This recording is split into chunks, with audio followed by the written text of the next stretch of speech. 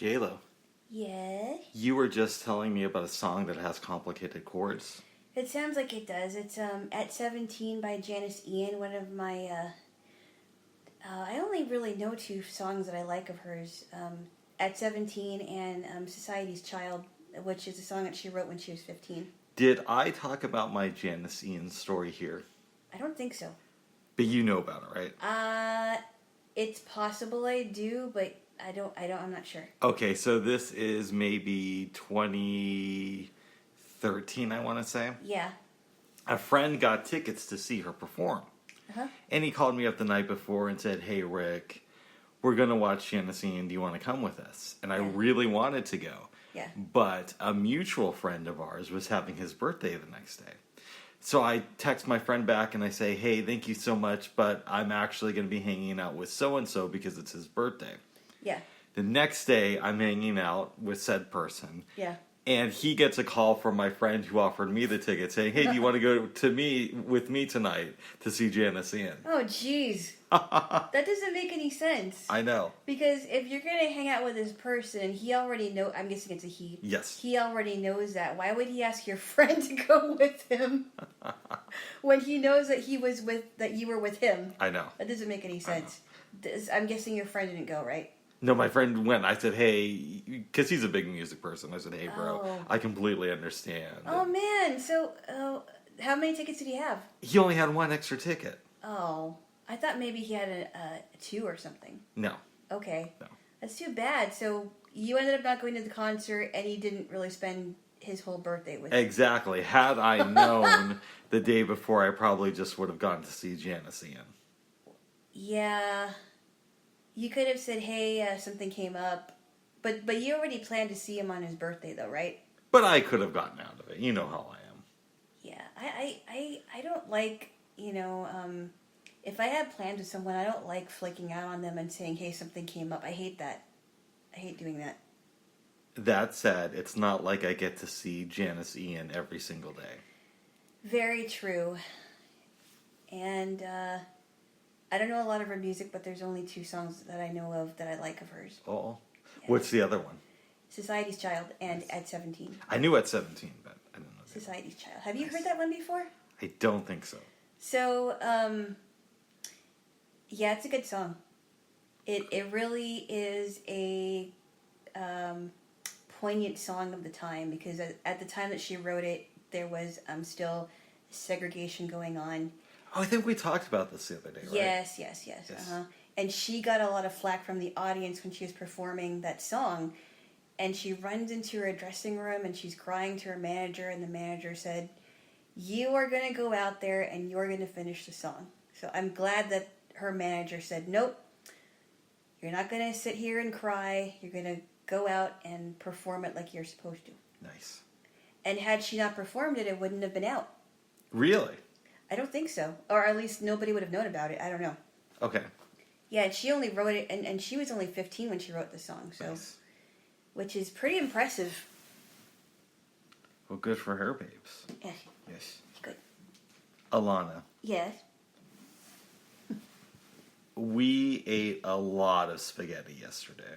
Not to mention cinnamon rolls. I didn't even realize how much we ate. It was like a full baking tray of spaghetti and almost or baking pan or whatever the hell you call them. It's a what do you call it? A pan for pasta or whatever. Yeah.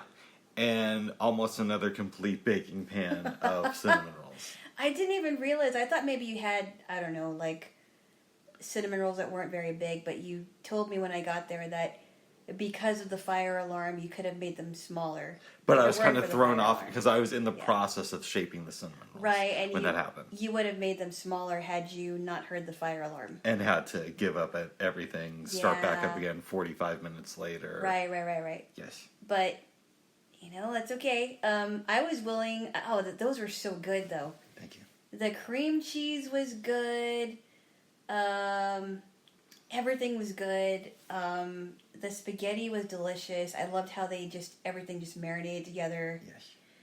I honestly, and I said this yesterday, I really think that was probably your best spaghetti dish that I had. Oh, thanks, babes. So good. And I'm not just saying that because because you made it. Yeah. I'm saying it because it's true. It was so good. The spinach and the pepper and whatever the other vegetable was with the cheeses. Mm-hmm. Oh, so good. And your noodles were just awesome. Thank you, babes. Yes. I was talking to a friend over the summer. Yeah. One of his parents passed away, and he was thinking about giving me his mom's stand mixer. Oh, that's right. You told me about that. But I said, hey, talk to your other siblings first. Yeah. Right. Because I don't want to take a very expensive stand mixer if it's not cool with it. Yeah. And I didn't hear back from him, which I'm assuming means that somebody else wanted it, which is totally cool with me. Yeah. Because you can always get another one. Yeah. But I've been thinking recently about getting a stand mixer. Now, I already have the little hand ones. Yes. Which are great, but the stand ones are cool because you can walk away. And they also... Just have it mix, right? Yeah, they have these cool attachments. They have a spaghetti attachment for the KitchenAid. Oh, wow. Yeah. Cool. Which makes it a lot easier to make noodles. Nice. And I've thought about making my own noodles. Oh, yeah. Yeah, by all means, if you're able to get... Well, I guess if your friend gets back to you on that, which it sounds like he hasn't yet, but yeah. If he decides, hey, nobody wants it, I'll give it to you, then by all means, make your own noodles. What do you have to use to make noodles? Unfortunately, most noodle recipes, not all, include eggs, and I don't think that there's a suitable substitute. No. Flour, salt, the typical stuff. There's nothing wrong with using eggs, Bub. Oh my goodness. I honestly think that you're blowing the egg thing way out of proportion. I think you are too, babes. No, I'm not. I had both. I've had good eggs. Like I've said, I've had good eggs. Okay. I know what eggs are supposed to taste like when they are actually good. What ifs? My family knows how to make eggs. Okay, but what ifs? I honestly think you're blowing this way out of proportion. Well, that wasn't the point of this. Okay, the point of that was that it requires eggs to make noodles, mostly. No, the point of it is that maybe for Christmas I might get myself a stand mixer with one of the attachments and start making my own spaghetti. That's good, bud. Or spaghetti, as the kids are calling it. They don't call it spaghetti. Yeah, they do. No, they call it spaghetti. No. Yeah, they do. No. Yeah. No. It's a known fact, babes. It's not a fact, it's just a theory. Now, I could also get a spaghetti maker, which are cheaper. I didn't know that there was one. Yes, there are. Really? And I think you can get them for like $70 off Amazon. That's not bad at all. Mm-hmm. But if you have the stand mixer... Mm-hmm. See, here's why I'm a little bit conflicted. Mm-hmm. You can do a lot of doughs, but I also have alternative ways of making doughs in the food processor, by hand, my bread machine. But if I had the stand mixer, I could do a lot more like batches of things. Right. And you could make you can make batches of whatever dough you want and keep it around. Yeah, and some doughs the food processor doesn't do very well. Really? So, for example, I'm not sure if I could do noodles in the food processor. Probably not a good idea.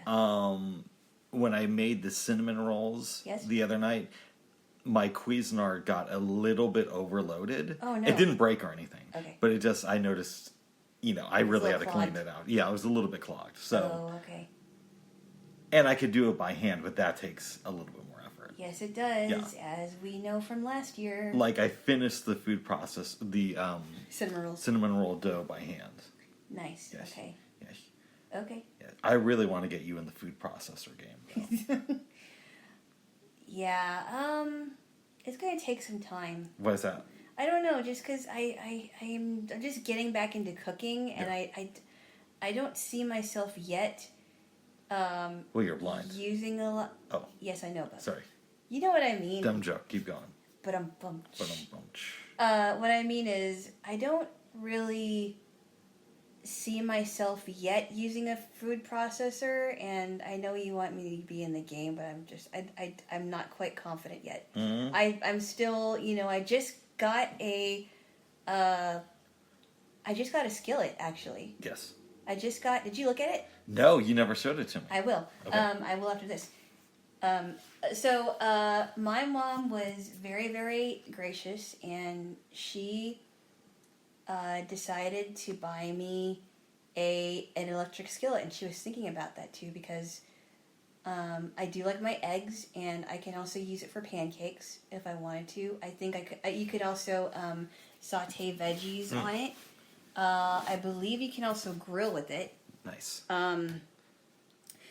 But my mom was saying that when we were kids, when there was a party, she would cook a lot of things on the skillet. Nice. And it was such a easy thing to use, and all she would do was after she was done, turn it off, unplug it, wait for it to cool, and then she would just wash out the skillet by hand. Mm-hmm.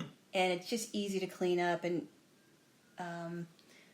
it just it doesn't move around when you're mixing things on the skillet. Can you put it in the oven? I don't think you can. Oh, see, this is why I use cast iron. I don't know that you can. Okay. I don't know if I would do that. Because usually when you cook with a skillet like that, unless you're, depending on what you're making, Yeah. you have to have the skillet open. Yeah. No cover. There are times where you can have the tempered glass cover covering the skillet, like when you're steaming veggies, but I don't know that this kind of a skillet is good for the oven. Interesting. I'm not sure. I really don't know, honestly. I would have to ask my mom about it. Oh. Because I really don't know. I might make pizza this week with my cast iron skillet. Oh. I've done it before. Do you think you could make your cornbread? I could, and just have it for myself. Hey, I want to try your cornbread. That might be good. You know what I was thinking, babes? What's that? As you know, I watch a lot of the But Better videos that Joshua Weissman does. They sound like they're really good videos. They are really good. I saw one the other day for Arby's beef and cheddar sandwiches. Oh my goodness. Oh, they're so good. And I thought maybe I could make the bread, bring it over here, and then we assemble them at some point. And what does he say to use for the beef, like roast beef? He uses ribeye, which I think is a step too far just because of the pricing. Yeah, it is. Now, I watched another video where the guy said, another person said, I think it's called round eye. Round eye? Yeah, and it's a cheaper cut of meat that tastes fairly good, apparently. Okay. I am not good with cutting up beef, and I know it's been a while since you've cut beef up, right? Yes. So this is going to be interesting. That is something to think about too. We could have if you made curly fries at your place. I don't know. That would not be very feasible. It wouldn't? Because what you really want is the curly fries to be fresh when you eat them. Oh, right. Okay. Yeah. Oh, never mind. I could potentially, though, bring my spiralizer over here. I don't know. We'll come up with something. Yeah. And we can make... So you do know, and I'm not saying that you should do this. Yes. But you can shred meat in a food processor. I did not know that. Yes, you can. I did. See, I'm learning all kinds of different things about food processing. And cheese. So I had you taste some shredded Parmesan cheese the other day. Yes. But it was cheese that I shredded in the food processor. Yeah. So it has some uses there, Jaylo. Very good. Yes. Okay. Yes, and it's very easy to make various things in it. Nice. Like, what's that side dish they have at, you said that you don't like it typically, but you liked mine. Shredded. It has like carrots and cabbage. Oh, coleslaw. Coleslaw, yeah. Yeah, I do like your coleslaw. It's super easy to make it in the food processor. And I normally don't like coleslaw because the dressing is just too sweet, and I never really like coleslaw, to be honest with you. But your coleslaw is really good. Thank you there, Jaylo. Yeah. So anyway, so we kind of got off topic. Yeah. Which is fine. It's okay. We do that all the time. Since we overate, you and I had issues sleeping last night for a little while. I had indigestion, and you had some stomach problems. Oh yeah, I went to the bathroom I went to the bathroom I think early in the morning, and then I woke up again and went to the bathroom again later on. But my stomach was I just felt a little bloated, but that happens when you once in a while eat quite a bit. Yes. Yeah, bloating. Feeling bloated does not feel good. The good thing is that I'm glad I took some of your rule aids. Because you were out of Commacet. Yeah, Commacet, for those of you who don't know, is a it's like an antacid tablet that is that the Melaleuca company sells, and they're really good. And I can take as many as I want to, and it doesn't just, the mint. It has mint in it, so it does help my stomach, but it doesn't feel. I don't feel like I have to go like right away, and it just settles my stomach down. It's not chalky. The Rolaids, I have to admit, are a little bit chalky. They are, but they did provide some relief, even for a little while. Nice. Well, eventually, I did have a really good sleep after that was, for the most part, over, and it took me a few times to go to sleep because I woke up coughing some stuff up like once or twice. Ew. I think you heard me once. I didn't hear you coughing. I heard I heard moving. I didn't hear coughing. Oh. Might have been mookish. Yes, but eventually around 1, I fell asleep, and I was just out and out. I was too. I think I woke up around 7:45, and I slept straight through. Yeah, I woke up around 7-ish. I had some dreams, but I don't really remember them. They probably weren't important. Yeah, all I remember is like throwing a knife at something, and it cut up in all these different pieces. Ooh. Yeah. Really? It was kind of like a Mario game. Oh, that's kind of cool. Yeah. I had another dream the other night, but I'll talk about that later on. Oh. Okay. That's kind of odd. Hey, good. Good. Alana. Yes? Yesterday, before we left my abode, Yes. we listened to some Portishead. We did. And something I want to talk to you about, or get your take on, rather, is I believe they've only done 3 studio albums. And the period between their second and third album was something like 11 years. Wow, that's a long time. I enjoy their music, but I'm kind of like a casual fan. Yeah, so I'm the same way. Yeah, so it's possible that they released a ton of EPs or were on many soundtracks or, they were putting in the work. Yeah. But as far as I know, they went a long time without releasing new music. And I'm interested in your take about being prolific versus really taking your time to put out a good project. So there are some bands like the Beatles who were able to straddle both worlds, right? Yes. And then there are other artists like Jay-Z early on was very prolific, but his albums for real were kind of hit and miss. Like he would do great albums like Reasonable Doubt. Right. And The Blueprint, the 20th anniversary of The Blueprint's releases tomorrow. But then he would do kind of like these subpar albums like Life and Times Volume 1. Yeah. And I would even say Volume 2 is a sort of It was okay. Yeah. It didn't like blow your mind or anything. Volume 3 is my favorite from that series. Okay. Which I think I'm in the minority on that. Right. So, and then you have other artists like Sade. Yes. Who go years and years without releasing new music. But every time she comes out with an album, it seems like she just kills it. I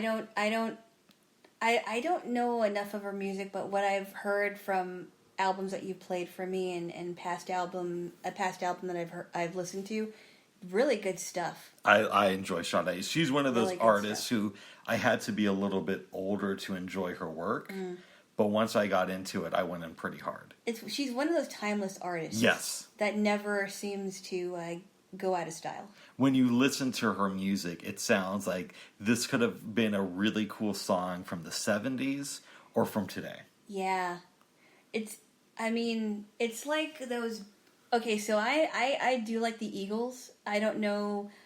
I'm not like a huge, like, obsessed fan of the Eagles. But I enjoy a lot of their stuff. And even throughout the years, they seem to come out with good music. I'm a pretty big Sade fan, although I missed an opportunity to see her in concert. I told you about that, right? Yeah. Did I mention it here? Yes, I think you did. Oh, okay. I think you did. So my question then becomes, where do you stand on that? What's your take on being prolific versus taking the time to put out an excellent product?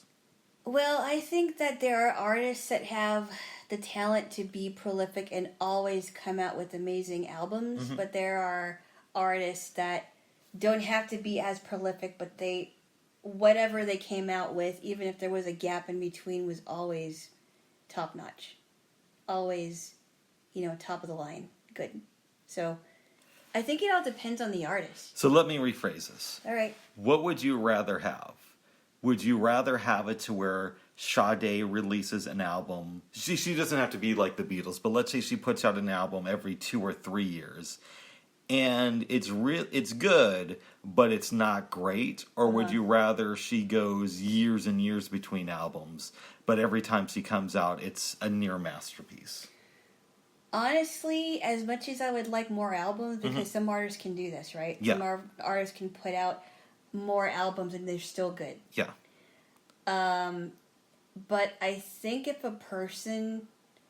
would rather a person have years between albums, but the next album they come out with is just amazing as the one before. Oh, that's interesting. So I actually don't know where I fall on this. But at the same time, I kind of go back and forth with it too. Yeah.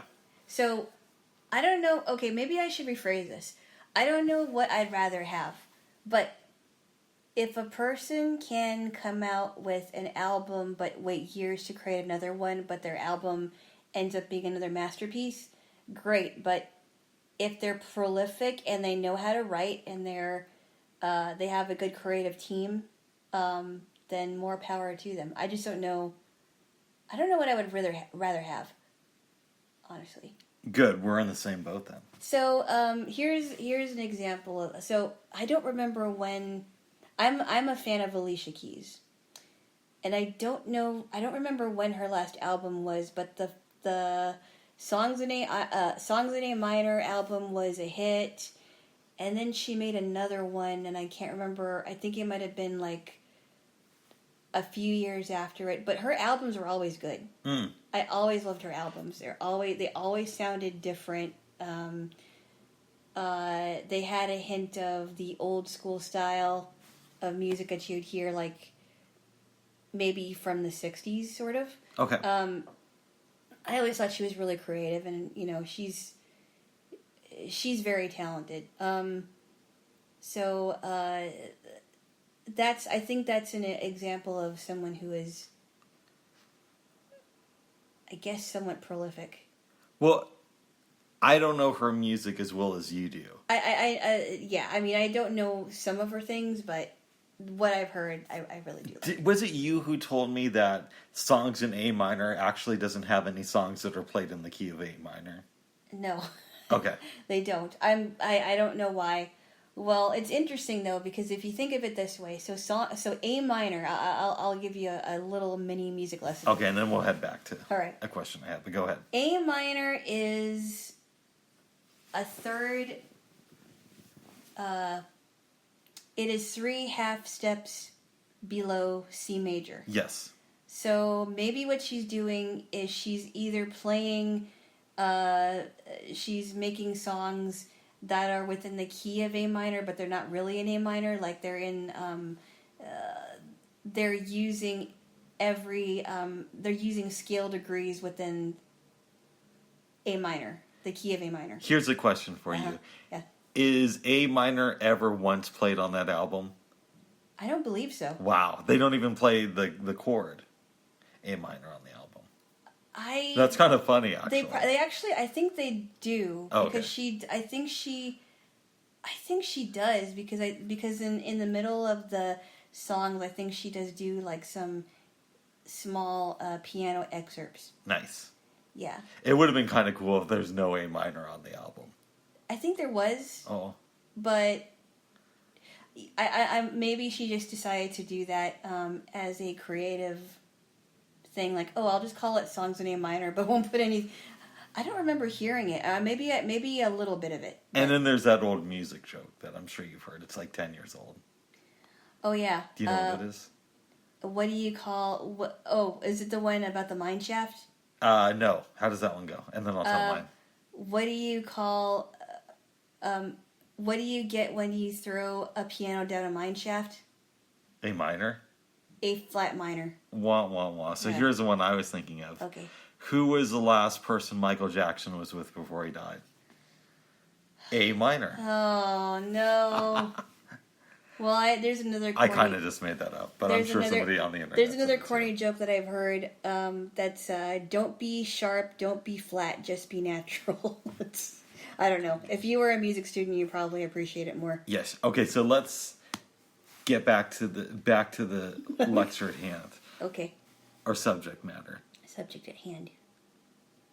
Again, I don't know Alicia Keys' music as well as you do. Do you think that Songs in A Minor is a good album, or is it a masterpiece? No, I think that's one of her best albums, and I think that might have been her first one. So you would call it a masterpiece? Because there's a difference between... Well... Go ahead.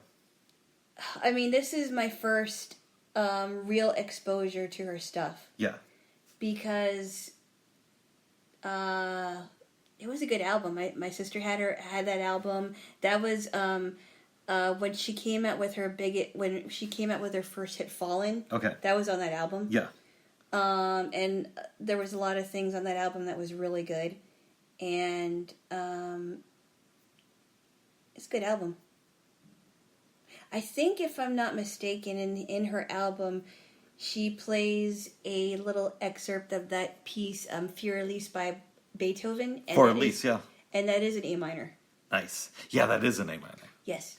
So I guess my question is for you, even though she makes really good albums, would you rather her wait a couple more years in between albums and just come out with masterpieces? I don't know. Okay. Okay, it's like I've said just a few minutes ago, now that I think about it, I don't know which would be better. Sounds fair. Yeah. Yes. But if she can do it, she can do it. Good. Yes. She can do it with her back into it. No, she can do it with her ass into it. Okay. Different song. Anyways. Tick, tick, boom. All right. Street. Okay. All right. Life ain't a Okay, stop all right, babes. Mm-hmm. Come on, babes. Good. Well, I'll never hear the end of it. I have to, and I jumped to part of, I skipped alert, but that's okay. I need to correct something that I told you. Uh-oh. When we were discussing Good Will Hunting. What's that? And you said, well, wouldn't it have been interesting if Robin Williams, Matt Damon, and Ben Affleck would have all won Oscars for this movie? Yeah. My response was, yeah, but that would have required Ben Affleck and Matt Damon to win the Best Screenplay Oscar. And for some reason, I just assumed that went to Titanic. Because everybody just that movie won so many Oscars that it didn't deserve to win. And I think it was a part of the Golden Globes, and I like that movie, but I think it's because it was so, the girls loved it because of the love story between Jack and Rose. In my opinion, it's a good movie. It's not a great movie. It's not a guy's movie. And Good Will Hunting is a great movie. It's because it's a guy's movie. But I researched this later, and they did win the Best Screenplay Oscar. I knew that they were nominated, but I wasn't sure if they won or not. And I just assumed that Titanic won. So they all three got Oscars for that movie. Okay. And apparently, they wrote a screenplay to another movie that's going to be coming out soon that's directed by Ridley Scott. Oh, wow. So that's going to be something. Kind of a cool name, Ridley. Yeah. Yeah. Yes. Very good. Very good, yeah. Well, very good. Babes. Yeah? Tell me about the wisdom of children. Huh? How much wisdom do these young children have? New life. What are you talking about? I don't know. Some of them don't have wisdom. They're just growing up still. Oh, good. I thought they were all little geniuses. No, they're not little geniuses. Who could teach us old folks about the world and what love and life really means. No, they're not little geniuses. They can be very selfish, and They can be very selfish and self-centered, and honestly, they can be brats if you really want to be honest. But that's why we are there to teach them how to be, to become better adults. Easy. The reason I bring that up Yes. is I read a book about kids who kill their parents. Oh. Actually, hold this and I'll get you the name of it. Oh. Just Okay. hold it like this. Oh. Oh, Okay. don't drop Well, if I drop it, it'll be on the bed. Okay. Let's see. The name of this book is... That's not the name of it. Okay. Okay, so... Here you go. Thank you, babes. The name of the book is When a Child Kills Abused Children Who Kill Their Parents. Oh, that is such an awful, awful, awful subject. Yeah, it was a very intense book. I would imagine. When did you read that? I like a couple weeks ago when your mom was in town. Actually, you told me about that, and you were talking about some of the cases, and that some of them... Didn't you say that some of the children, the prosecution thought of putting them in an adult prison? Well, a lot of the kids got lots of time for killing their parents. So I actually... Oh, wow. This is going to sound cruel. I don't think it should be a crime to murder your parents. That is actually very interesting that you say that. Yeah. Because you say that, but then 1 minute you say, I think a rapist should get the death penalty, which doesn't make any sense to me. Absolutely, a rapist should get the death penalty. If it's, there's sexual assault, which is... If I grab a girl's ass who I'm not dating, which I'm not going to do... You better not. Then no, I shouldn't break up with you. I shouldn't get the death penalty. But if I rape somebody, yeah. No, I don't think that's fair. Why And I'll not? tell you why.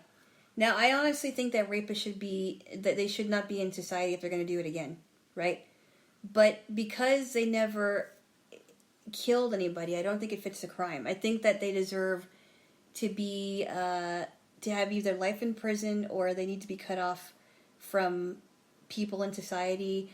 Except for the people that have committed the same crime. I say death by starvation. No. Oh. But I don't believe it should be a crime to kill your parents. Well, here's the thing, Bubs. I Go heard a very disturbing case, and I think it was from a show called Snapped.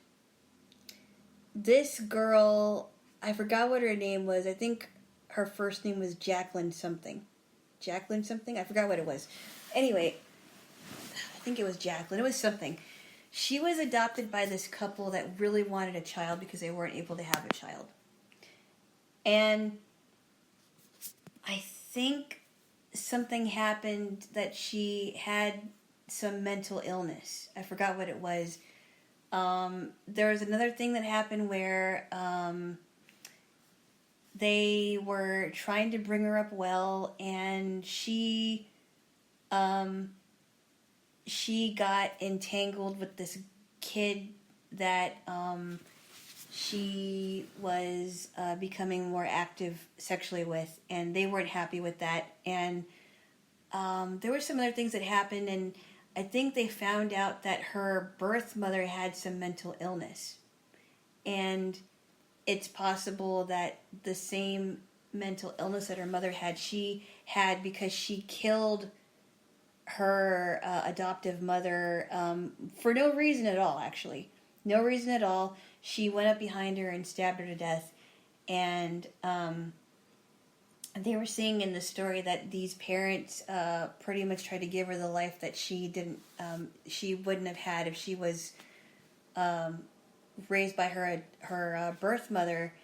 But I think there are cases where kids kill their parents and there is no reason why. Okay, so They just kill their parents. What if we put a caveat on this? Yeah. And we say if they're your natural parents, they're your biological elders, you are allowed to kill them. But if you're adopted, sorry, bro, but you don't get to kill them. No.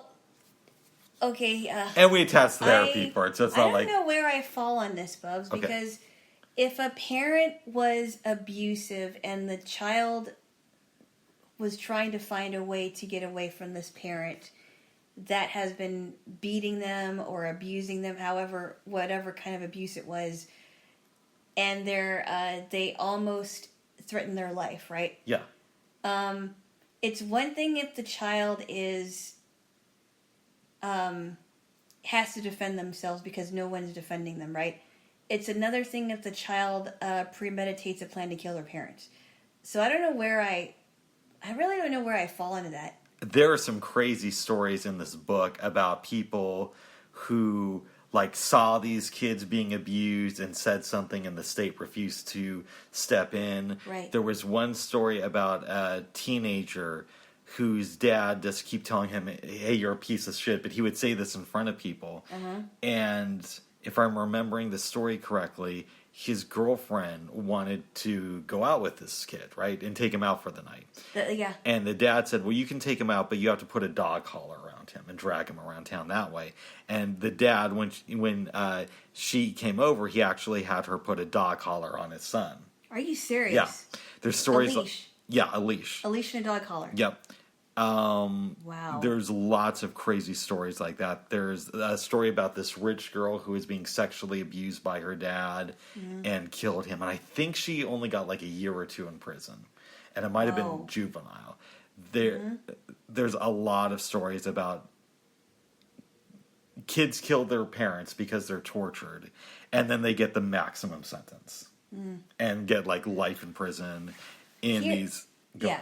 So here's where I kind of am thinking about this, right? Because it's such a complicated situation in some cases, very, very complicated.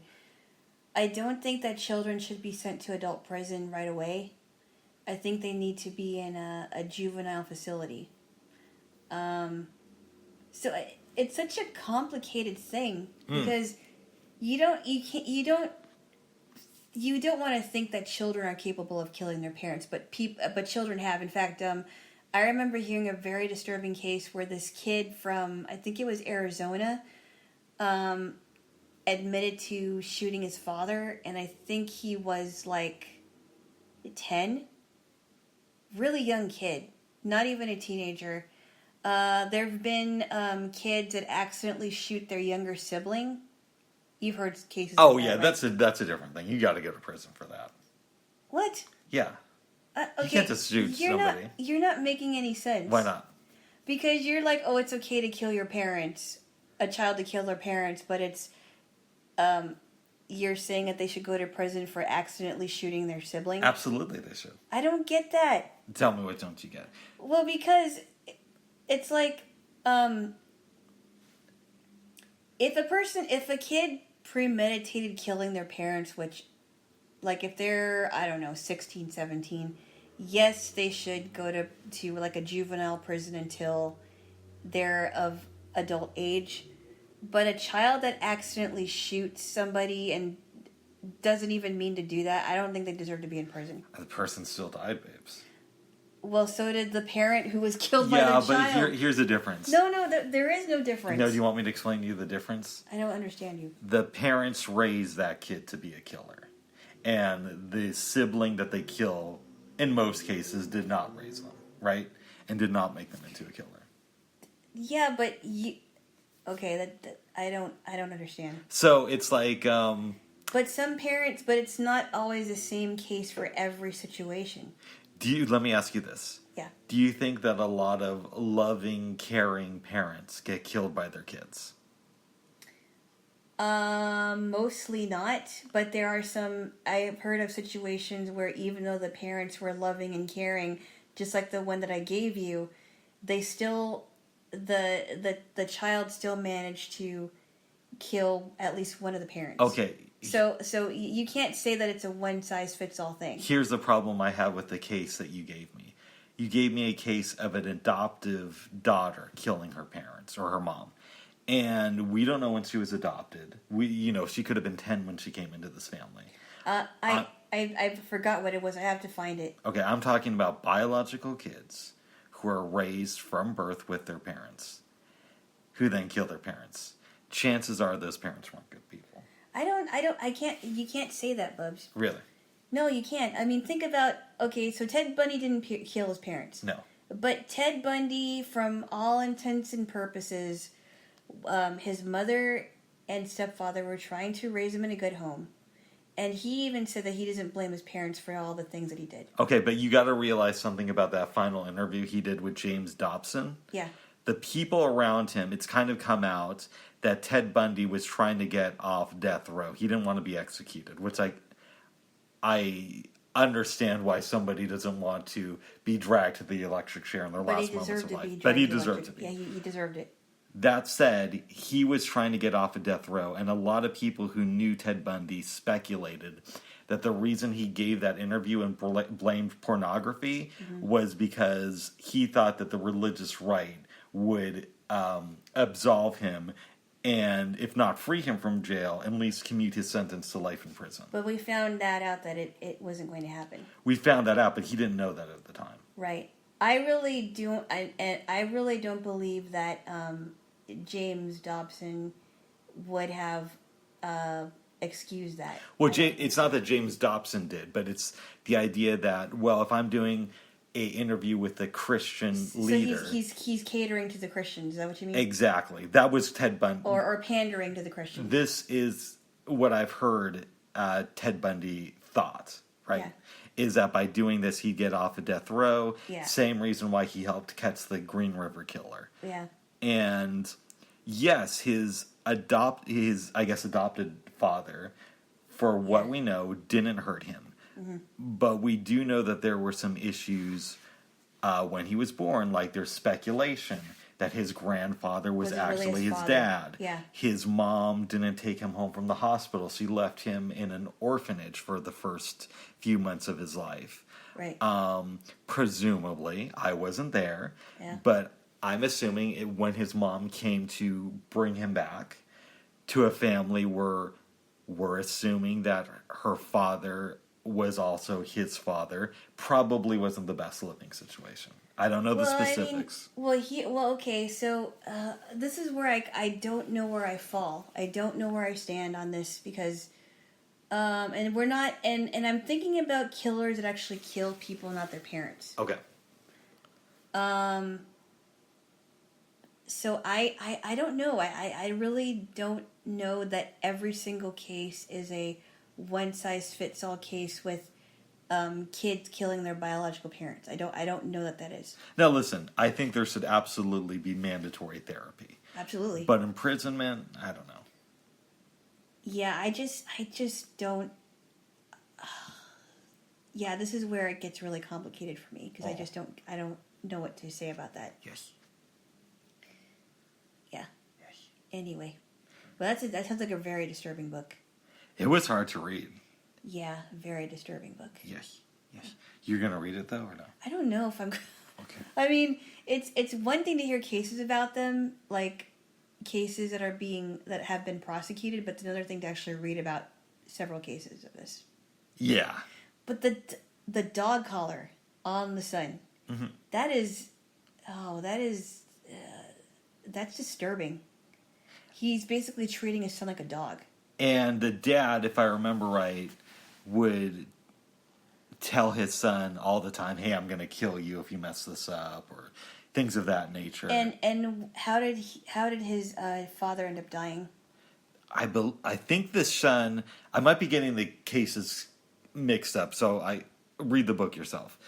If I remember correctly, the son hid a gun in the bushes, and his dad came home, and they got into a fight. The son leaves, the dad goes to sleep, and the son then goes back into the house and shoots him.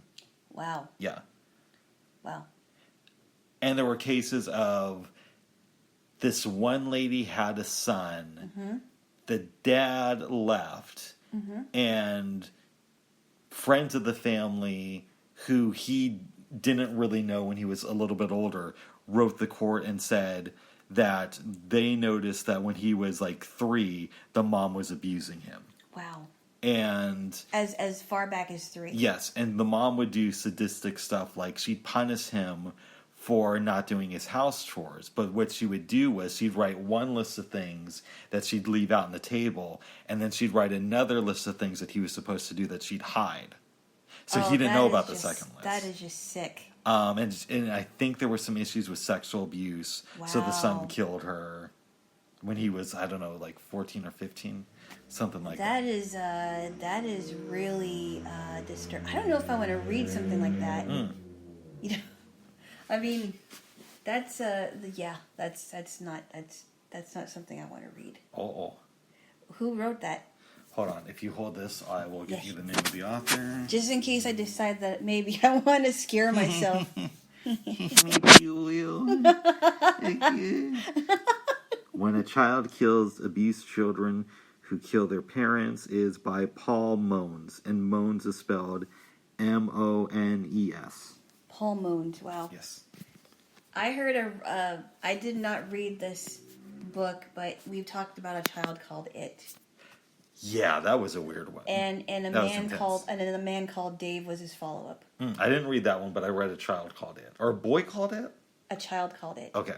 I read it by years Dave. ago. I forgot what his name is, but he talked about it in interviews, and I'm like, that's probably one of the most disturbing child abuse cases I've ever heard about. Oh. Mm-hmm. Yes. Yeah. Yes. Yeah, that's I don't think I want to read about kids killing their parents. If I really want to scare myself on Halloween, you know. What if they get Keith Morrison to do the audiobook? Or Morris or whatever his name is. Keith Morrison. Yeah. No. Now, I love how he reads. I think the way that he reads is really good, or narrates, but I don't even think I want to hear that. Nice. No, thank you. Yes.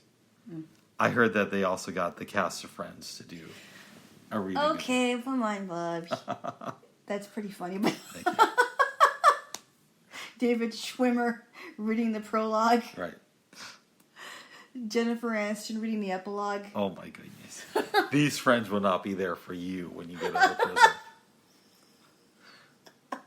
Say that again? These friends will not be there for you when you get out of prison.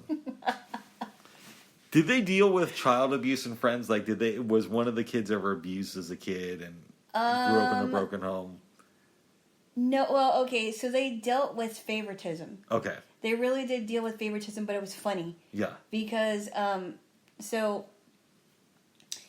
Ross and Monica's parents were selling the house, and they saved all of Ross's stuff, but I think there was like a flooding problem, and all Monica's stuff got damaged. That is kind of funny, and actually. Monica's stuff got damaged, and Ross was like, "Oh no, this is horrible," because they reverted the flood water with her box of stuff, and then he's like, "Well, we got to figure something out because she's gonna be crushed," and she's like, "Okay, let me think," and he's looking through all the stuff. Maybe I could pass this off as Monica's, and then his dad, he said, "Well, actually." I think he was looking at something and it says, "I hate Monica" on the bottom of it. Yeah. Like, no, that's not a good thing. Yeah. And so they were trying to revert all the stuff, and then so her stuff gets damaged, but as a reward, she ends up getting her father's Porsche. Oh, that's kind of cool. So a little bit unrealistic, but no, but it's funny because she was treated as the outcast because as a kid she used to be the fat girl. Yeah. And everybody kept teasing her, and she never got dates. And her when Ross was going to school with Chandler because they were roommates. Of course they were. Just listen. He doesn't just live across the hall from the guy's sister, but go ahead. No, I mean, Chandler was one of Ross's oldest friends. Wait, so they all went to school together? No, you're not listening. Okay, go ahead. No. Let me explain this. All right, go ahead. Rachel and Monica go to school together. Yes, I knew that. Ross and Chandler go to college together. Okay.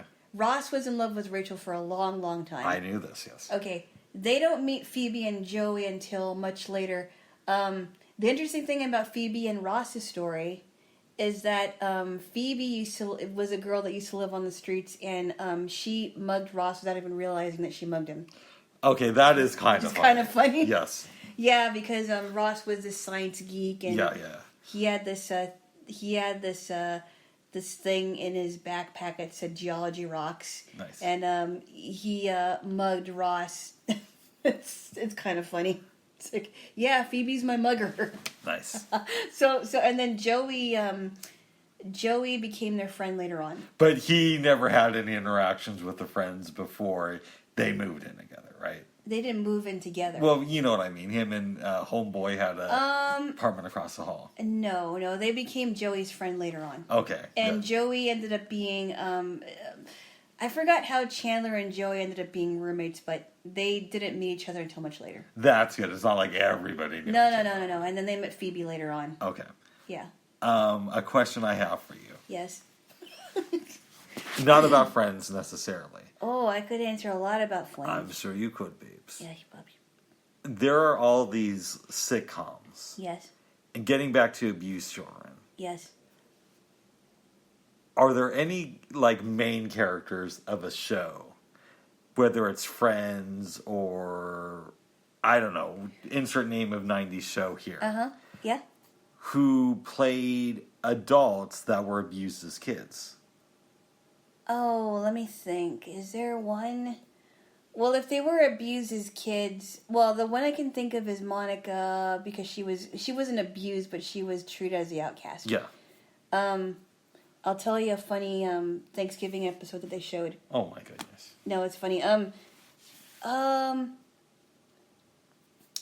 gotta think about that.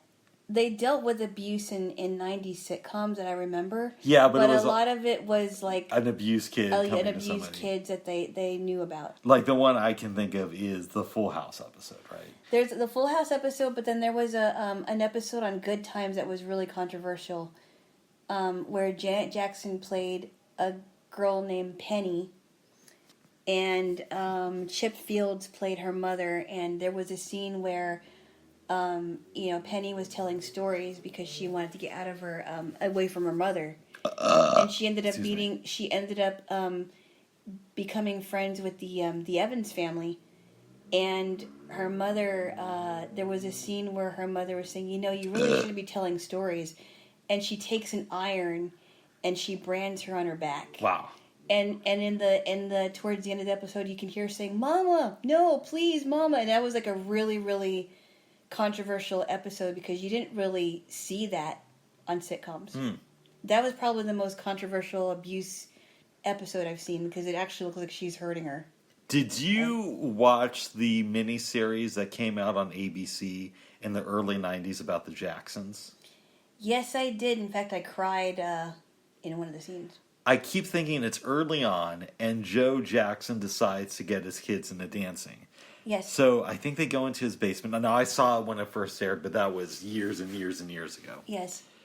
And he's trying to show them this dance moves, and one of them gets it wrong for the second time. So he takes off his belt and he beats the kid. He gets a switch. Yeah. They ask him. He tells the kids to get a switch.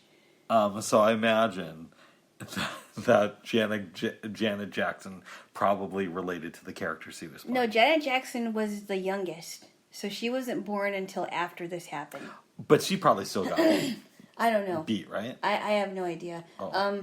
But there was a scene where so VH1 has played that movie, but they edited that scene. Oh, really? Yes, they of did. Course. And there was a scene where Tito was beat because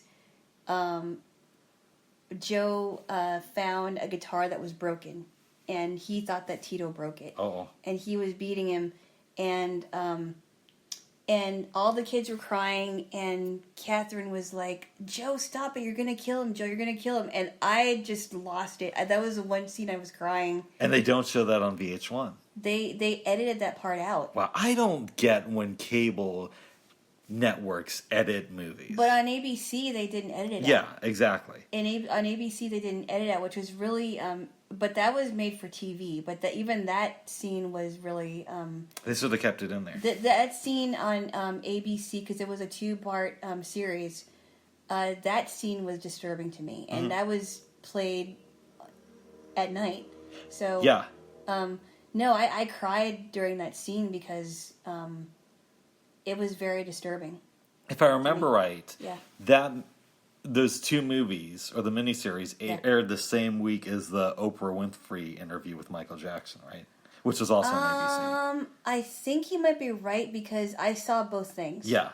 I saw the interview in Neverland Ranch, And very much a fluff piece, but it was fun to watch. Oh my it was. goodness, Babush.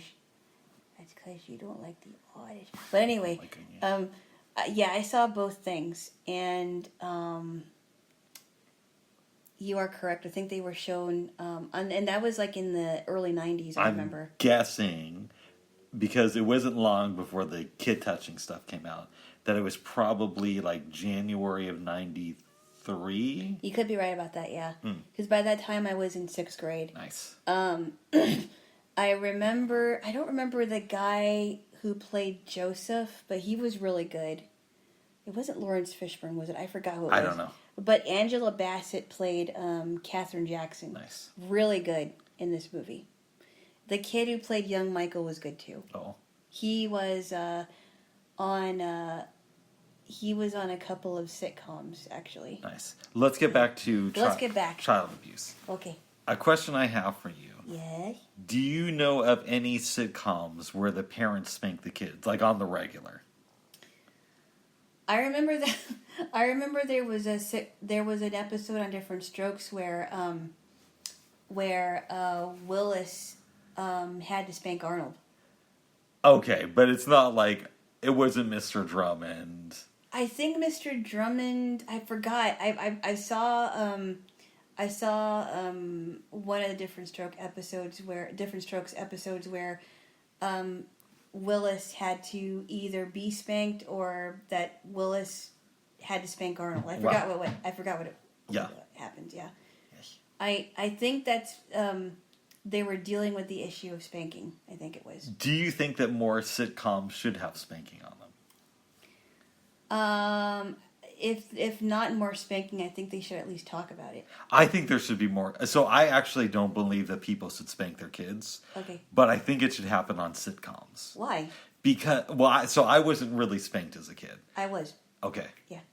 But I know a lot of people who were, and two, I think it's unrealistic to have all these sitcoms and none of these kids get spanked unless it's like an episode of Roseanne where she's like really pissed at her kid and then apologizes later. Or like I will agree that it's unrealistic for all the kids to be sent to their room for a timeout when they're in trouble, you know? Cause that is unrealistic. Yeah, they should be more spanking in sitcoms. Oh my goodness. And you spank me now, so. I did not. No, I'm joking. I still. You want me to get my belt? Ooh, No, it's not good, bud. I might like that. Whoa. I tried that once. She said it hurt. Yes. But I didn't even do that hard enough. But I like to spank you. Really. Did you listen to Tom Likas back in the day? No, I mean maybe bits and pieces, but what did that weird person want to do? I really enjoyed his show. Okay. And I actually went down to see him live once, but that's a story for Yeah, you told me you weren't able to do that. Yeah. Well, no, I went. There was a local show here called Town Hall, and he was on the show, and I got to be in the audience. Oh, really? But I was too nervous to go up and ask him for an autograph. And you were how old? I was 14. Oh, okay. Was I 14 or 15? Something. But teenagers were allowed to ask questions. Maybe I could have, but I was just really nervous back then. Was there teenagers there? I was the only teenager, as really? far as I remember, yes. Oh, wow. But that's not the point of the story. Okay. So sometimes people would call into his show and they'd be like, "What's cracking?" And he'd say, "My hand across some girl's ass when I get off the air tonight." Okay. That would always make me laugh. Oh, okay. Yes. And what would they say? They'd usually laugh. Oh, okay. Because it'd be like, "Hey, what's cracking, Tom?" And he'd be like, "My hand across some girl's ass in about an hour and a half when I get off the air tonight." Oh, well. Okay. Yes. Kind of weirdo. I thought it was funny, babes. Okay. I think I listened to like bits and pieces of Tom Likas, but I wasn't really into it, I guess. I was a pretty big fan. Yes. I even listened when he relaunched his show on the internet in 2012. Is he even alive still? He's still alive, but he no longer does a daily show. Okay. Yes. Okay. Yes. But he started the new normal. A new normal. Yes. I don't like that phrase. I get it. Yeah, but I don't know. Because society has changed a lot. But I hate people saying, well, this is a new normal. It doesn't have to be the new normal. Mm. That's the way I see it. Oh. It doesn't have to be the new normal. If it's completely interrupted everybody's life, it doesn't have to be the new normal. There's a bunch of things. There's not just the stuff with the pandemic. There's also all the liberties that big corporations have. So, like, nobody went Yes, I know. Okay. All the big corporations are evil. Not all of them are, by the way. I gotta stop your swifty rant, Bubs, before it gets out of control. But you do. Bubs, I love you, but come on. Uh-oh. How many times do I have to heal the same rant over and over again? I do think that one of the reasons people are attacking Biden so hard on Afghanistan is because big corporations control the news. No, I don't. I think you're completely wrong about that, Bubs. I don't think so, babes. Well, I'm not. I don't really want to go down that road right now, Bubs. Yes. Somebody once told me that if you want to know the opinion of a particular news organization, watch them for a couple of days, and instead of focusing on the content, focus on the ads that are run in between the segments. Oh. And you'll get a pretty good idea of where they fall politically. Uh-oh. Yes. That's interesting. Yes, babes. Okay. Yes, babes. Yes, Bubs. But we are both against child abuse. We are definitely against child abuse. Yes. Yes. And we are not for parents who commit child abuse. Alana could be swayed, but me not so much. What? No. I never said that. Uh-oh. Oh, see, now you're just spreading rumors about you. Sorry, babes. No, I get it. It's a joke. Yes. Babush. What? Come on now. Okay, babes. Stop it. I read a couple other books, babes. Ooh. Which one? I read a biography on George Lucas. Mm-hmm. So we've already established I'm a Star Trek guy. Yes. And I don't hate Star Wars. But you're not really into it. Yeah, I don't hate it, but it's not my favorite. Right. I'm not one of those guys who's going to be the first in line to see the next Star Wars movie. I can talk about the films a little bit, but I can't get into a lengthy discussion about the history of the characters. But I appreciate them. Yeah. And I do understand that in a lot of ways, Star Wars has made Star Trek better. Interesting. Well, there's the obvious of when Star Wars came out, it was a huge hit. Uh-huh. So it may have given Paramount the push to authorize the making of the motion picture. Mm-hmm. There's also, because of the success of the Star Wars movies, Lucas was able to start ILM. Is it ILM? Industrial Light and Magic, yes. I think so. Which is a very respected special effects company. Uh-huh. And they've done special effects for many of the Star Trek movies. You can make the argument that Star Wars got a lot of kids interested in sci-fi who otherwise wouldn't be. Yes. So if it didn't, I think people who say without Star Wars we wouldn't have modern Star Trek is a step too far. Oh, wow. But it definitely helped. Okay. And people could argue my opinion that it's a step too far and make a legitimate argument. Okay. But I was interested in reading about George Lucas's life. There's some pretty odd stuff that I didn't know. Oh, yeah? Like, when he was a teenager, he got in a pretty bad car accident. Wow. When he was only a couple blocks away from his house. Oh, wow. I think it was right before he was supposed to graduate high school. Oh, wow. And if I remember the story right, which double check it because I could be forgetting some details. Yeah. He didn't have his seatbelt on and he was thrown from the car. Oh. But that's what ended up saving his life because the car got so mangled up. Really? Yeah. So where did he land on? I think he landed a few yards away. I don't remember. But where? Like, I mean, did he land on his back or his bottom? I don't remember. Ow. Yeah. Wow. And he was diagnosed with diabetes when he was a teenager. Ooh.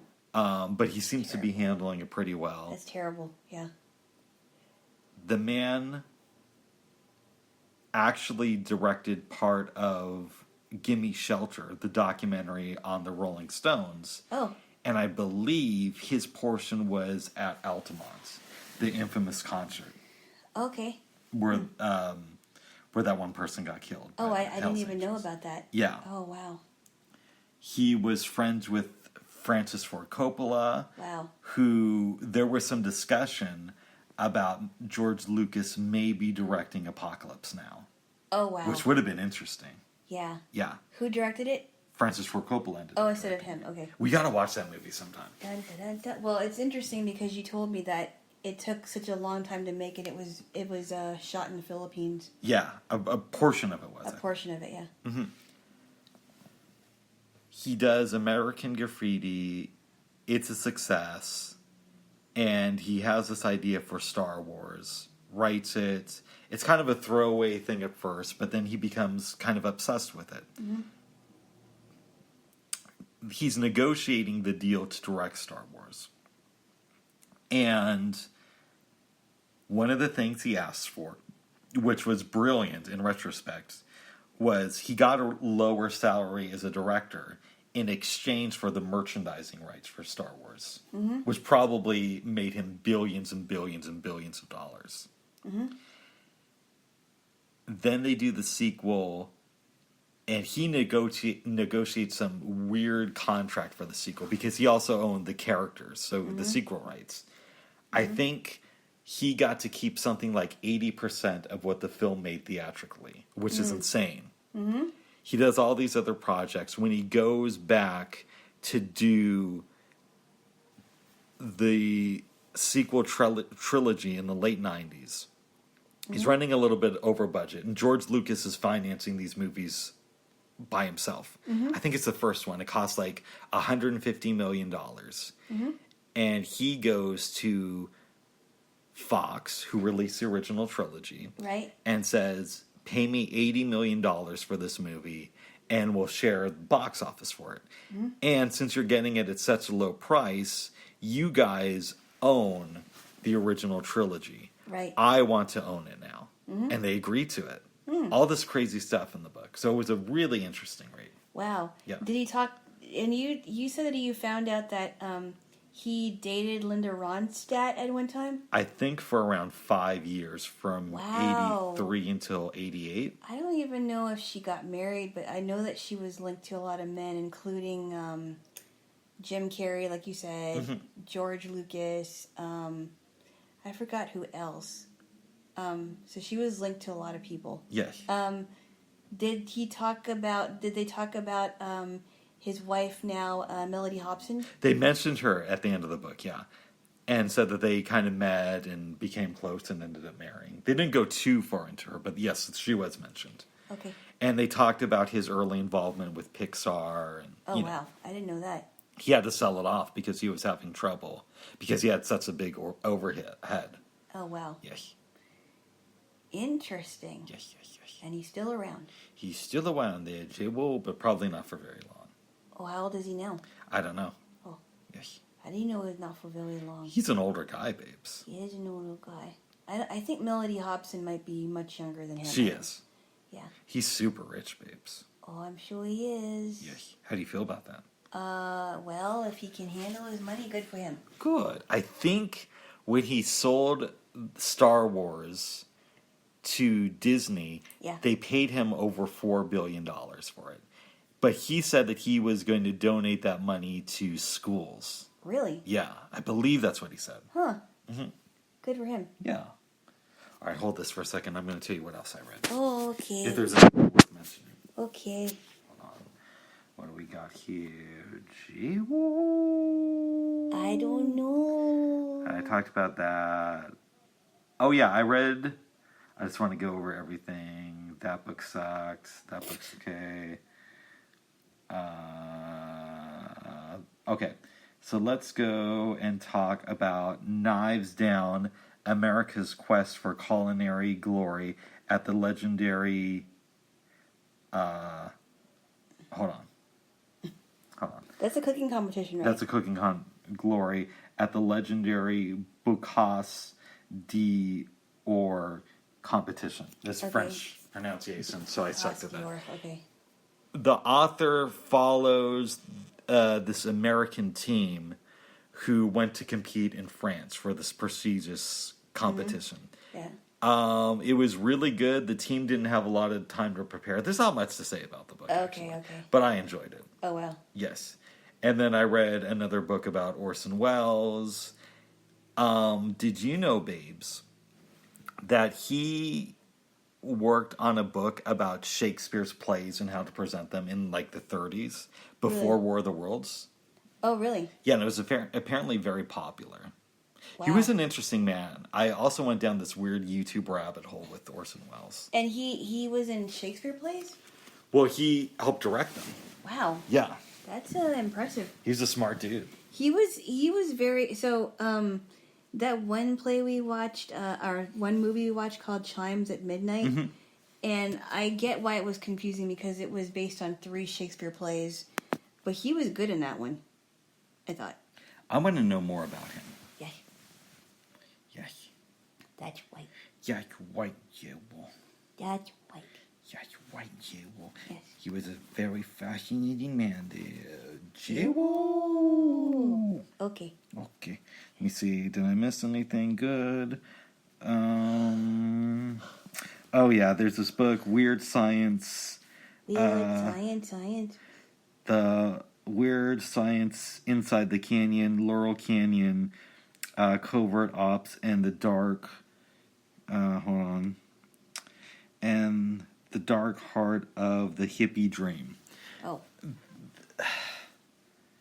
I don't know about this book. Doesn't sound interesting to me. There's a lot of conspiracies in it. Yeah. I don't know what's true and what isn't. Mm-hmm. Apparently, according to the book, and I haven't had a chance to check into this, like most of the rock stars who came out of Laurel Canyon had relatives who were involved in some form of the Navy or military. So, like, you know about the Gulf of Tonkin incident that never happened. I think you told me about that. The U.S. made up of this incident where a ship was attacked, and it was used as evidence to escalate the situation in Vietnam. Oh. Now, the problem is the ship was never attacked. And so Lyndon Johnson basically just lied because he was a warmonger. Oh. But apparently, according to the book, Jim Morrison's dad was involved in that incident. Wow. And I did know that he was an admiral in, I believe, the Navy. Oh, wow. Yes. Okay. So it's possible that's true. But it felt too much like reading some guy talking about all these conspiracies. That didn't sound good. No. That doesn't sound good at all. Yes. And then I read another book. Yeah. I'm too lazy to look at the title. But it was about goodness. this lady who becomes a librarian in the prison system. Wow. And that was an okay read. And it was okay. Yeah.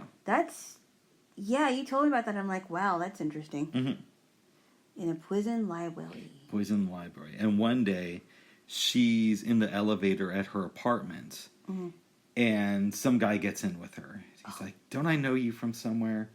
And he gets off, and they put it together that he used to be at her prison. Whoa. Mm-hmm. So he follows her into her apartment? No, he's in the elevator. Oh. Because he just happened to move into the same building that she lived in. Oh, that's crazy. Yeah. That's really crazy. Yes. But those are some of the things I would. Jaylo. Wow. How do you feel about that? That's interesting. Oh. How you doing, babes? Good. Good. So I'm gonna. I won't go into too much detail about what I've been reading because I am in the midst of a series which I'm almost done with because I am on the 10th book in the series called The Remnant. Left Behind. Yes. There's a subtitle to it that I can't remember what it was, but it is dealing with the rest of the remnant that are left until I think it's called The Remnant on the Brink of Armageddon. So this is before the big battle begins, before the glorious appearing of Christ. And Nikolai Carpathia. So glorious, guys. Oh my goodness! Would What? you? No. Sorry, go ahead. All right, sorry. I'm sorry. No I thought I was commenting. saying something good. No. Okay, go ahead. Keep your comments to yourself, Bubs. Okay. Everybody knows you don't like Jesus. Okay. Or not yet, anyway. Anyway.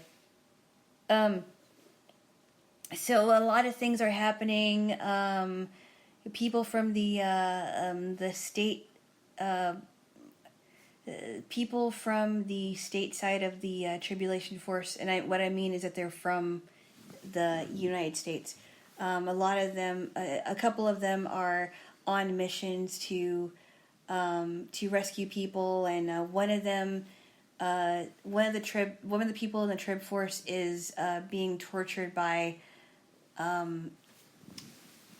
some people that just killed off a couple of people in Greece, and so these two women are dressed up as global community employees.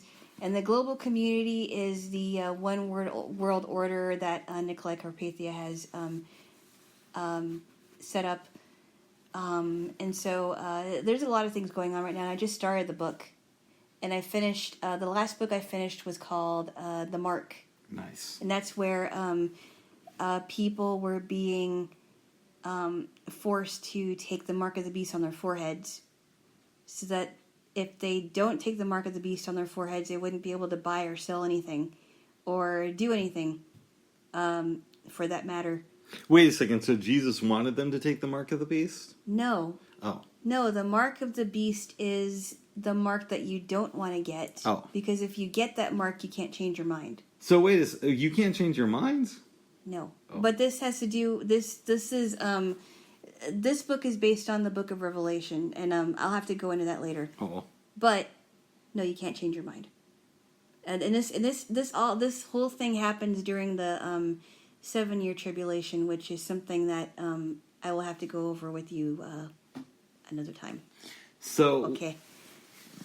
Let's say I'm a kid. Yes. And right before everybody started going away, I get released from prison for killing my parents. Mm-hmm. And because I was raised in a rough home, I don't know what to do. And I was abused in the prison system. And then we have the tribulations. And then some guy comes up to me and says, well, bro, you have two choices. You could starve or you could get the mark of the beast. And I didn't know any better because this was the way I was raised. So I take the mark of the beast just so I can eat. Yeah. You're telling me that God, there's no way he's going to forgive me for that. Well, here's the thing, though. It's not, it's not that he won't forgive you. It's that you took the choice of the mark of the beast, and that means that because you have, you can't go back, because there is a time during the tribulation where the Antichrist is wanting people to take his mark. Because that's already the mark of the beast, and in the book of Revelation,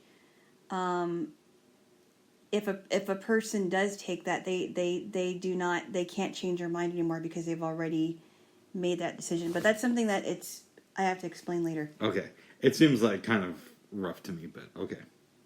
Yes, but it is the truth, Bubs. Oh. But I'll have to explain it to you later. Oh. Okay. Yes. Anyway, the book is really good so far. I think I'm going to start chapter 4. But it's getting interesting. Oh, good. Okay. Good. Yeah. Yeah, babes. Yeah. Yeah. Yes. It's a good book, Bush. Yes. Good series. Yes. Don't laugh. Sorry, babes, I didn't know. I don't laugh at your stuff that you... I know, babes.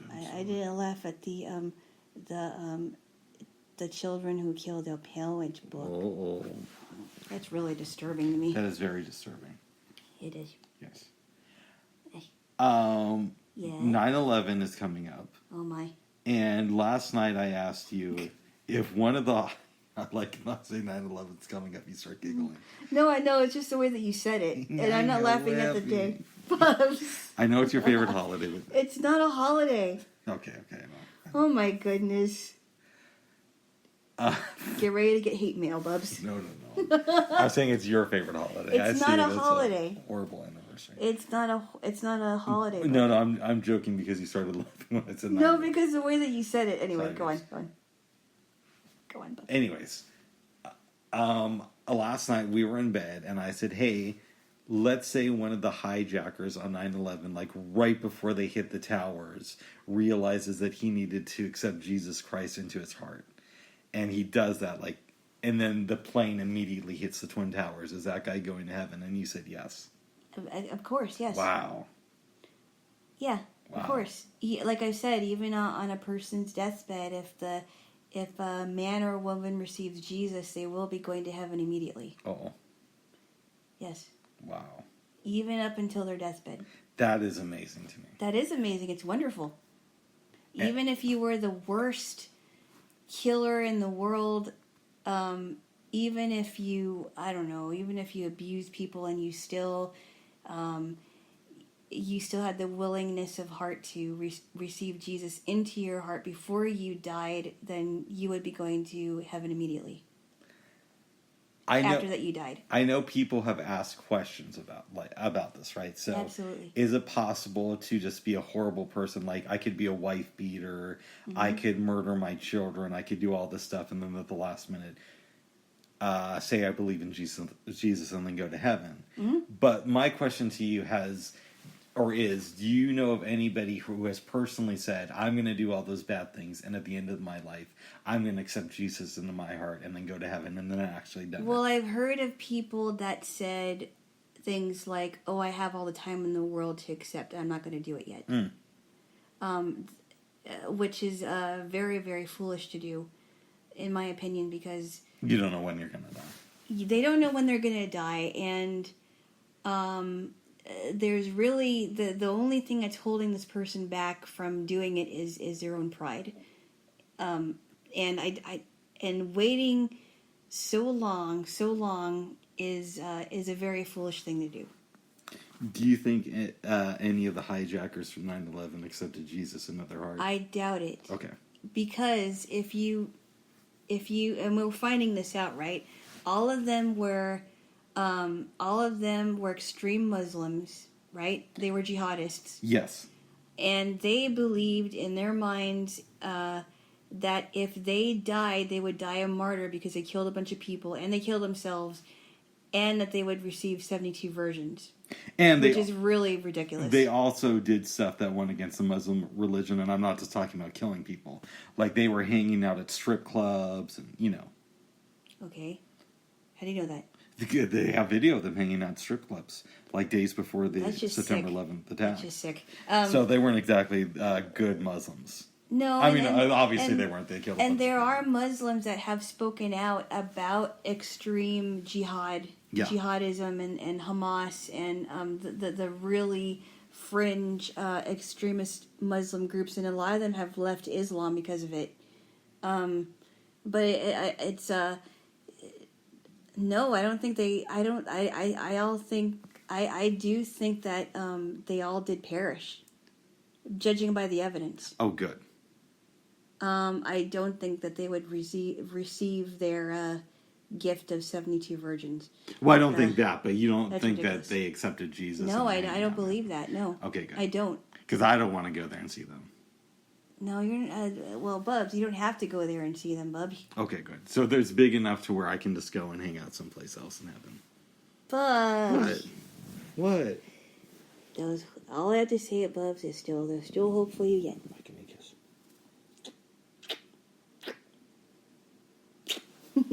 You asked some interesting questions. Ooh. Thank you there, babes. I shaved this one. Soft as a baby's bottom. And I shaved yesterday too, but I was already starting to grow in hair. Nice. Yes. Thank you. You're welcome. I love it. Oh, thank you. Yes. Yes.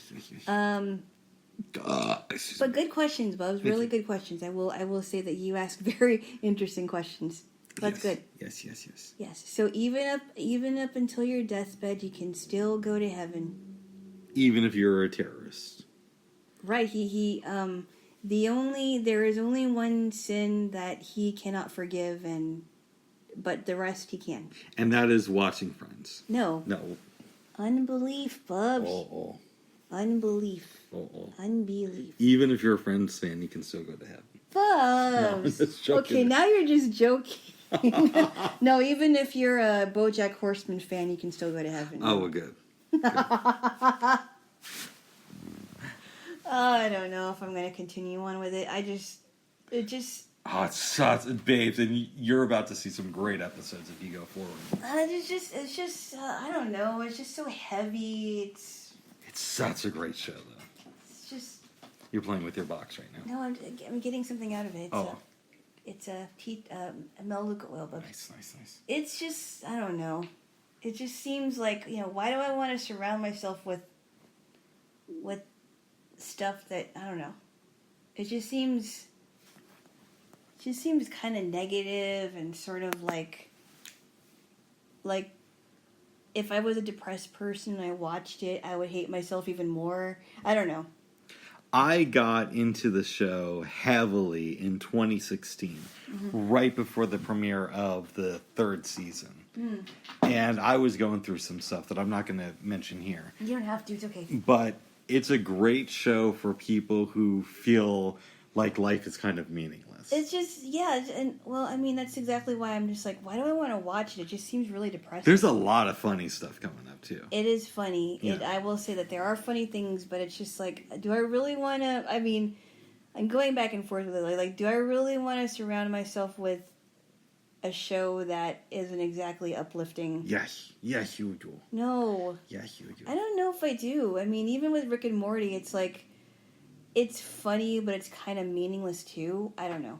But a lot of shows are meaningless. If you enjoy them, that's the point. They are, but I don't know. Oh.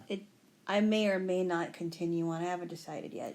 If you continue on, I will watch the show at the same time. For, I don't know, would that be like the 5th or 6th time I've watched BoJack Horseman? Wow. And so you feel like we can talk about the episodes. Uh-oh. Is it even still on there? Yeah, it's a Netflix original. Oh, it is. Okay. Okay, it is. I didn't realize that. Oh, yeah. Okay. Yes. Watch more of Mr. Peanut Butter. Mr. Peanut Butter and Pickles. Right? You haven't gotten to Pickles yet. No, I haven't gotten to Pickles. I think I'm on the 3rd season. Even though her 2 best friends are named Alana. And they're dogs? I think so. Are you sure that's what the names are? Yes. Now, Pickles is a pit bull, right? I thought she was, but apparently she's a pug. Oh. Yeah. Oh, cute. Yes. A pug named Pickles. That's kind of cute, actually. Yes. And Mr. Peanut Butter's a lab? Yes. Black lab? No, a yellow lab. Oh. Yes. I want to see if I can find some shirts with Mr. Peanut Butter. Really? I think that would be fun to wear.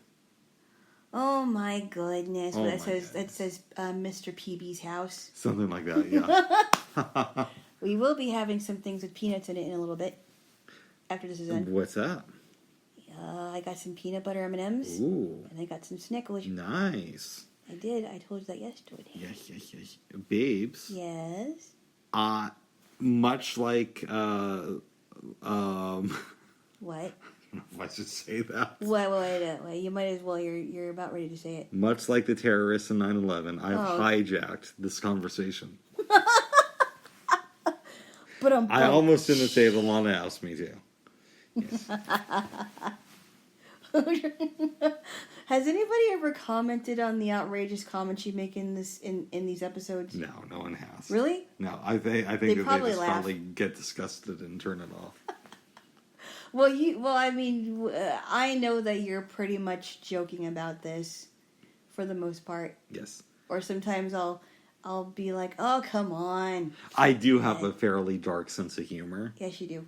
But it works for me. It's well, good just stuff. like you said about that joke about getting a cake for tomorrow. Oh, no. Okay, so here's what happened. We're in bed earlier, just like we are right now, but this was before the showers. My goodness. And I said... you don't have to talk about that part. And I said, hey, are you going to get a cake because I know your favorite holiday is coming up?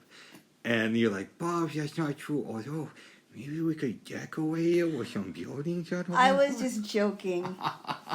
I just wanted to see if you'd be like, oh, it's outrageous. Bombs made of frosting, Yeah. See, now you're the one with the dark sense of humor, babes. I think I get it from you. You might, actually. That's a good thing, too, though. No, I don't know if it's a good thing or not. Yes. Anyway, we had some laughs. You know what I'm thinking might be fun, babes? Uh-oh, what? The next time we do Jaylo Loves Jesus. Uh-oh. In the middle of it, you try to see if you can make a joke that's so offensive, it'll upset me. I don't know what joke I can make that's offensive. Maybe when I'm asking you questions, you answer them, and then you try to make a really, really offensive joke to see if you can get me to walk out of the room. Uh-oh. Or say that's not funny. What do you think about that? I don't know how... I don't even know what could offend you, really. Oh. I mean... Now, I get a little... I mean, I don't get, like, super offensive when you say things like that. It's just... Maybe it's a little bit irritating, but it's not like... Oh, I'm so offended I will never talk to you again, right? Yeah. I never gotten, like, super offensive where I'm just, like... Or super offended where you say something really ridiculous. Usually it's like, oh, come on, stop it. You know? I like to push people's buttons with humor. Okay. Yes. And then I find out, and then I end up laughing at something that I shouldn't be laughing at or whatever it is. Uh-oh. I know you did that a couple of times to your family members. Oh. Well, I still love you, babes. Okay. But I have hijacked the conversation. Oh, good. Is there anything you want to talk about? Oh, yeah, I have to talk about my dream. It was very strange. Tell me. I had a dream the other night that I was dating this really tall guy named Jim. He was like, I don't know, like 6'5", maybe a little bit over. And I was standing next to him, and I could only reach up to his hip. I'm like, geez, you're tall. And I don't know why I was dreaming about a tall guy named Jim. But it's just a dream. It doesn't mean anything. Well, you're allowed to cheat in your dream, babe. Oh, my goodness. You're my conscious partner. I don't love any Jim. I know, but you're my conscious partner. Oh. Well, nothing happened, but it was just in the dream. Even if something did, babes. You're allowed to cheat in your dream. We've established that, babes. Well, polyamory dreamers. Oh, my goodness. Yeah. That's nuts, Bub. I love my conscious partner. I will say this, Bubs. If you end up getting in contact with one of your polyamorous comrades, go ahead. And you tell them that we're polyamorous dreamers, I think they would have a good laugh. Maybe some of them would. I don't know.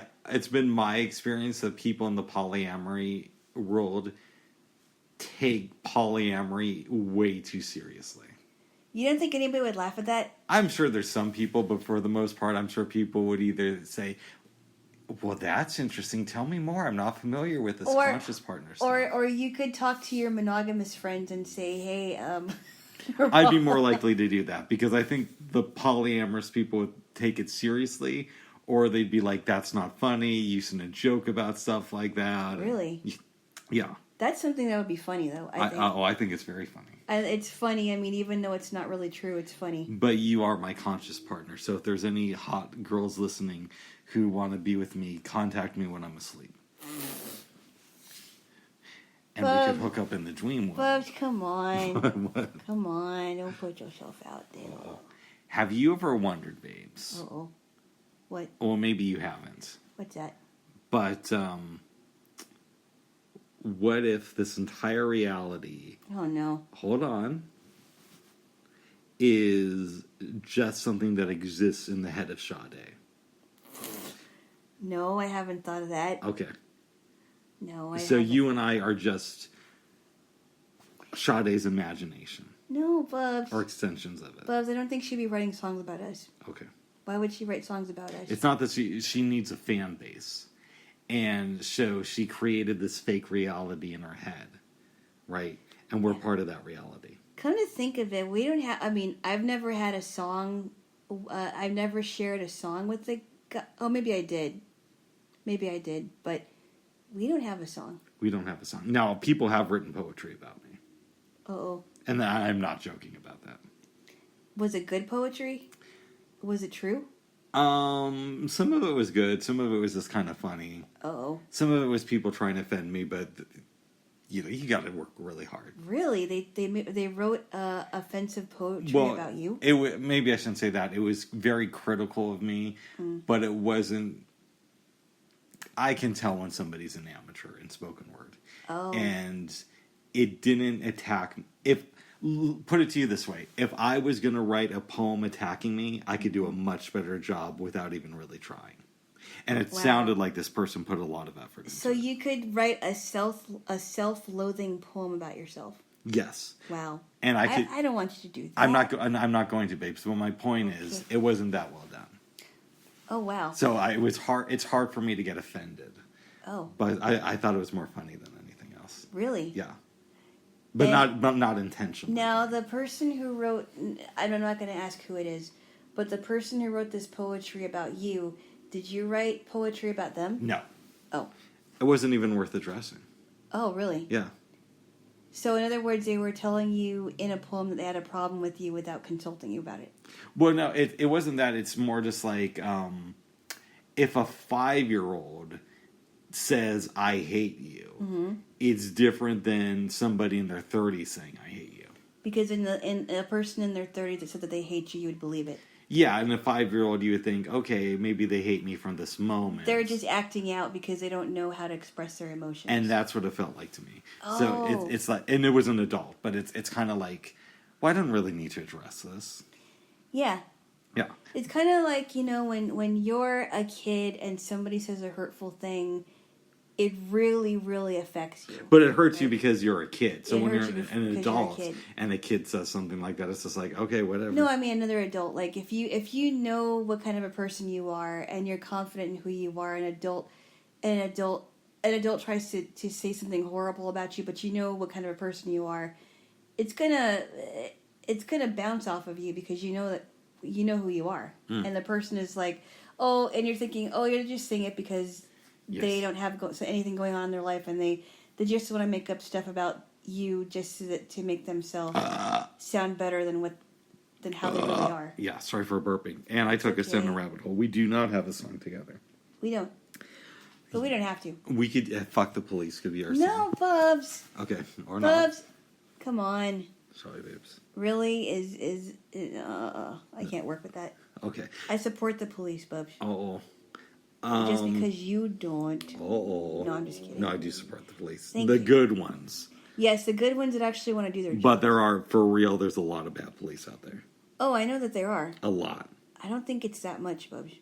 I think that it's a smaller percentage than what the mainstream media is trying to make it sound like it. It's not every cop, but is it like 99.9% of cops are good? No.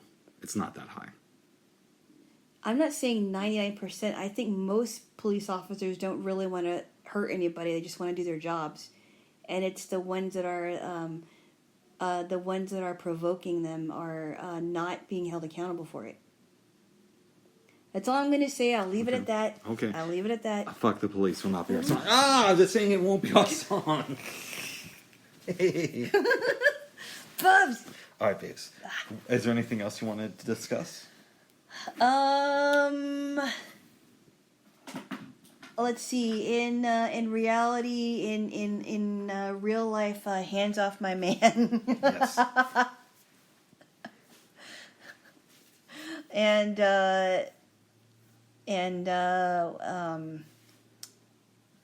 I'm not available either. Oh, good.